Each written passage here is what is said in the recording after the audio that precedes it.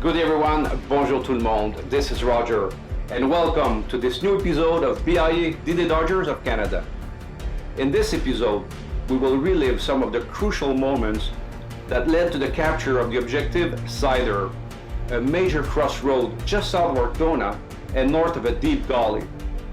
Capturing this crossroad was to open the way to Ortona.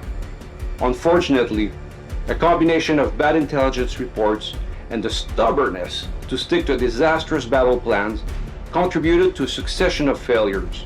But eventually, it would also be the scene of magnificent demonstrations of courage and determination that will lead to the first Canadian Victoria Cross of the Italian campaign.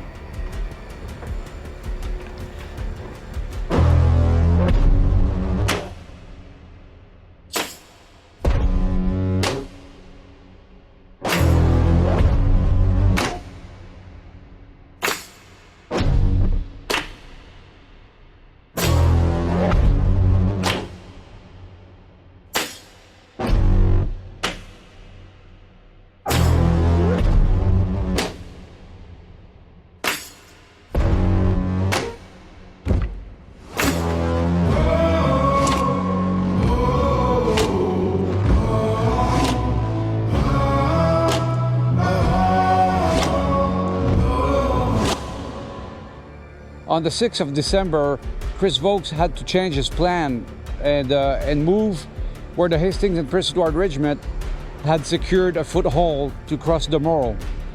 But the objective was to secure the Moro. We had to capture San Leonardo and all the ridge along the Moro River on the north side on the way to Ortona. The Royal Canadian Regiment and the Hastings and Prince Edward Regiment also backed up by the Seafort at some times. These units fought hard battles to come and capture San Leonardo. This became the starting point for the further on attacks toward Cider Crossroad. But lo and behold, we all know that history shows us that between here and the Cider, our objective, there was a gully. And this gully will become very important in our history, and we're going to find out why soon. The gully is a 5-kilometer long depression, about 500 meters wide and 100 meters deep at some places. It runs east to west just south of the main Orsonia-Ortona road. A reconnaissance patrol on December 9th reported that the best way to reach objective Cider, which is a main road junction leading to Ortona, would be to do a left flanking to go around the German positions along the gully. However, the new divisional commander, Chris Vokes, was not of that opinion. He believed that the gully would be poorly defended and that the best way to reach Cider would be to do a direct frontal assault on it. He couldn't have been more wrong. On December 10th, the 2nd Brigade, backed up by the tanks of the Calgary Regiment, made their first attempt to crack the German defensive.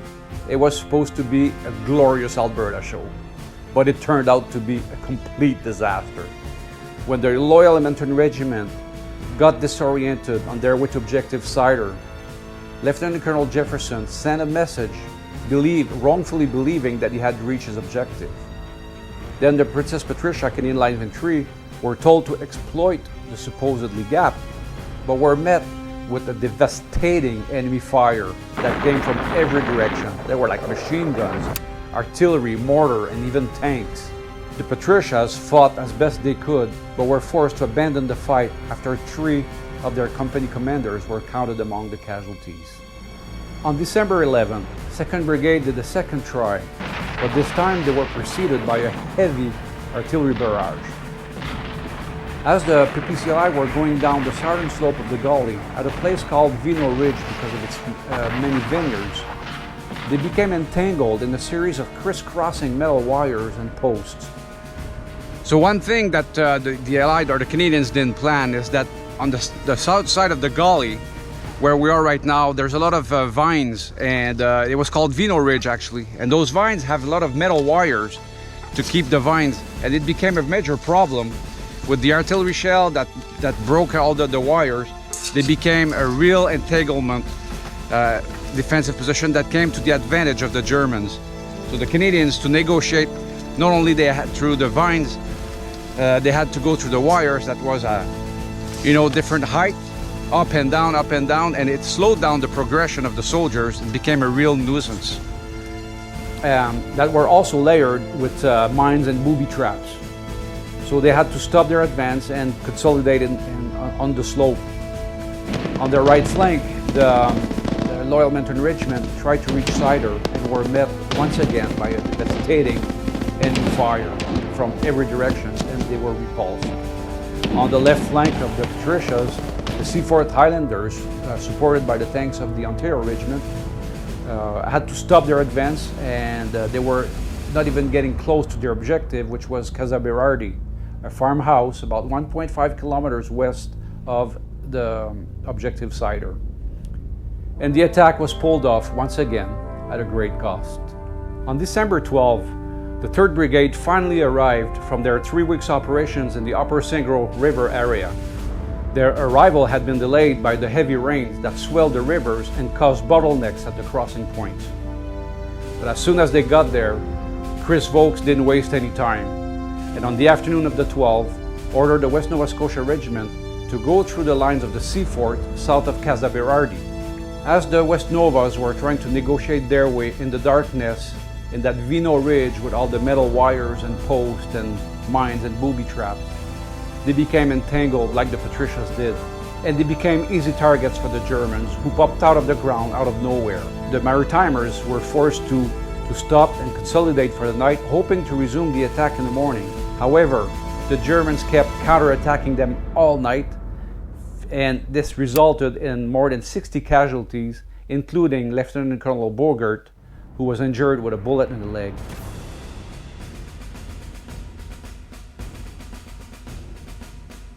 On the morning of December 13, the Carleton and York Regiment, supported by tanks of the Calgary Regiment and heavy artillery, made some progress. They neutralized 3 machine gun nests and captured 21 prisoners. And the Canadians were astonished to realize that they were now facing paratroopers of the 3rd Parachute Regiment, who during the night had replaced the depleted 90th Panzer Grenadier Regiment. But the fierce paratroopers will be true to their reputation, and within the next hour, the Carleton will be stopped cold, except for one company, Delta Company, that managed to break through the defense and go to the far side of the Gully. Unfortunately, they will become encircled, and after 9 hours of fierce fighting, the 3 officers and 32 men remaining of the company will be captured by the paratroopers.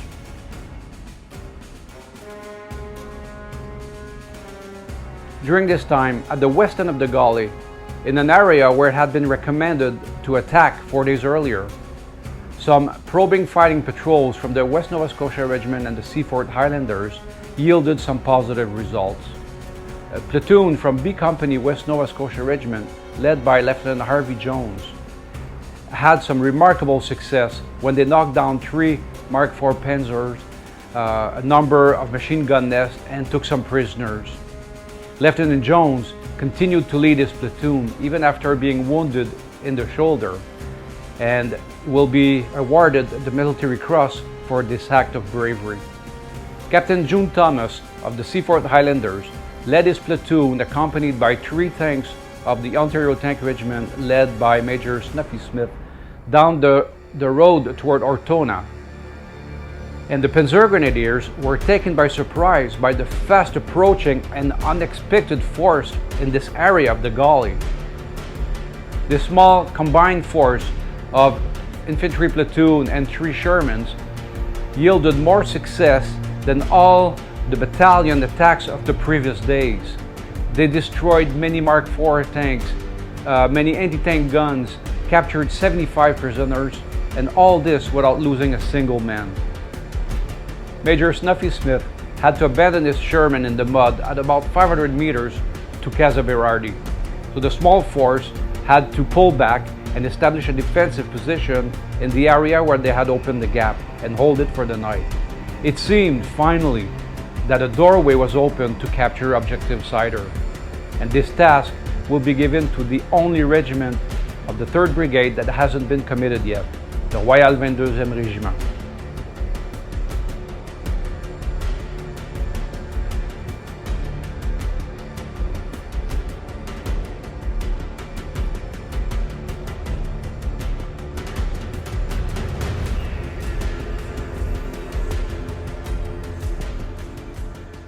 On the morning of 14 December 1943 is about to happen one of the major moments in our Canadian military history. Finally, after many days of hard battle in the Gully, a company of Royal 22e Régiment, accompanied by tanks of the Ontario Tank Regiment, are about to seize an important strategic point that is called Casa Berardi, leading to the Cider Crossroad on the advance to Ortona. The day before, the West Nova Scotia Regiment were actually able to secure a crossing point on the west edge of the Gully that was made it possible for tanks and infantry to cross. And this is what the 22s exploited on the morning of the 14th on their way to make history at Casa Berardi. So today we have reenactors from the Gustav Line Reenactment Group who will be assisting us trying to relive some of the intensity of the battle that happened here and give you a taste of what it could have been like. Let's get good. Roger. Right and left. The only safe place is going forward. C'est en avant. C'est en avant. So l'unica strada è avanzare. The film this morning will not involve the Germans right away. Le prime scene che andiamo a fare al momento non servono i tedeschi, voi comunque vedete là che al più là. On the morning of December 14, Charlie Company, led by Capitaine Paul Triquet, and Delta Company, led by Major Ovila Garceau, will be supported by 7 tanks of the Ontario Tank Regiment, led by Major Snuffy Smith. Charlie Company will be on the left flank, supported by the tank along the Orsonia-Ortona Road, and Delta Company will be on the right flank, a little bit on reserve. During that night, the German paratroopers completed their replacement of the 90th Panzer Grenadier Division and consolidated and fortified their positions on the west end of the Gully. They were ready to stop any Canadian advance.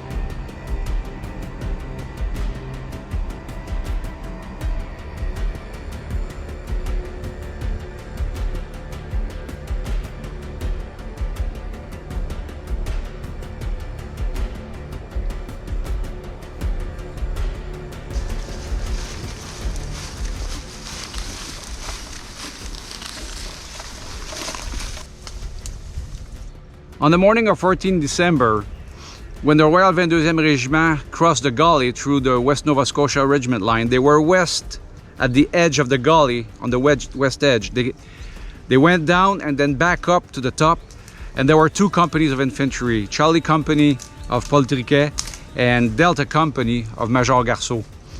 Now today we don't have 2 companies of infantry to relive this action. We have a small number of reenactors. And we don't have also the tanks of the Ontario Tank Regiment, because C Squadron of the Ontario Tank Regiment provided 7 tanks to the attack. However, what we're gonna do, because we're on the flank of the Gully right now and we're getting ready to do the assault on Casa Berardi, we're gonna start our section attack going east, and then we're gonna do the final assault as we're approaching the true Casa Berardi.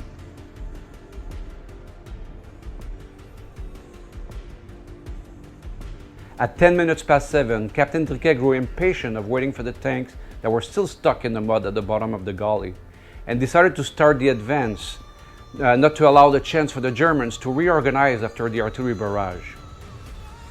Delta Company somehow got lost on the right flank and ended up in the West Nova Scotia Regiment line. Sergeant G.P. Rousseau was the first one to illustrate himself when he destroyed point blank a Mark IV Panzer tank with his Piat anti-tank weapon. And finally, the Ontario tanks were able to catch up with the infantry.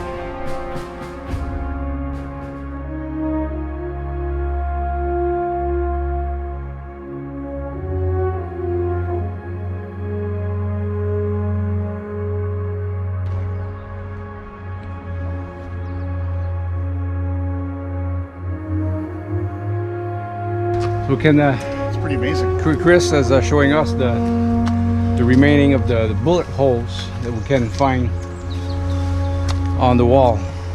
Casa Berardi.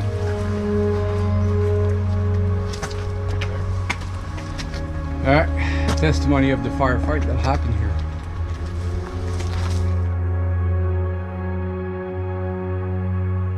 The cooperation between infantry, armored, and artillery was exemplary, but particularly the leadership of Capitaine Paul Triquet, who was seen everywhere, inspiring his men and encouraging them to move forward, and then going to the tanks, throwing rocks at them to get their attention, or climbing on the back of Major Smith's tanks to give them target indications.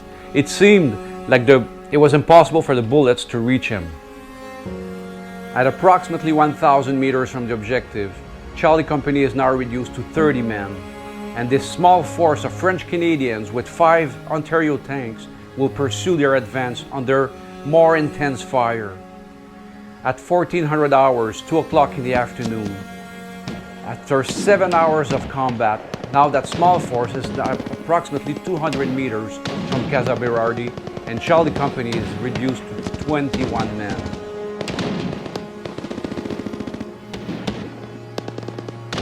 One hour later, at 1500 hours, after a charge worthy of the best war movies, Casa Berardi is finally captured. So Captain Triquet will reorganize the 14 men that he has left in his company inside the house for the defense, and Major Snuffy Smith will post the 4 tanks he has remaining at each corner. It will be only later in the evening that Delta Company of Major Garceau and Bravo Company, accompanied by battalion headquarters, will rejoin this small force and organize an island of defense in the north side of the Gully. For this exceptional victory, Captain Triquet will be promoted to the rank of Major and awarded the first Victoria Cross of the Italian campaign, and Major Snuffy Smith will be awarded the Military Cross. But Major Triquet always attributed the victory of this battle to the courage and the sacrifice of his men.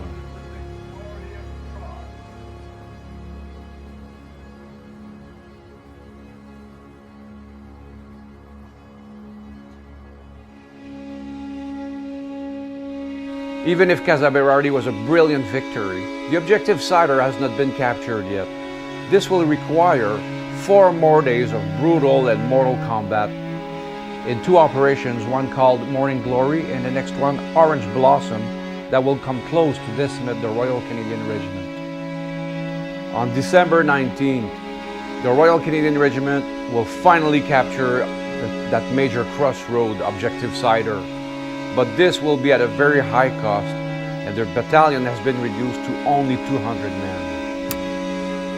General Vaux will be severely criticized for the way he conducted the Battle of the Gully to capture objective Cider. And the month of December is not even over yet, because now the city of Ortona has to be taken. And the paratroopers that are defending Ortona have been ordered to defend it to the last man. Ortona will become a contest of national pride, and Hitler is determined to win this contest.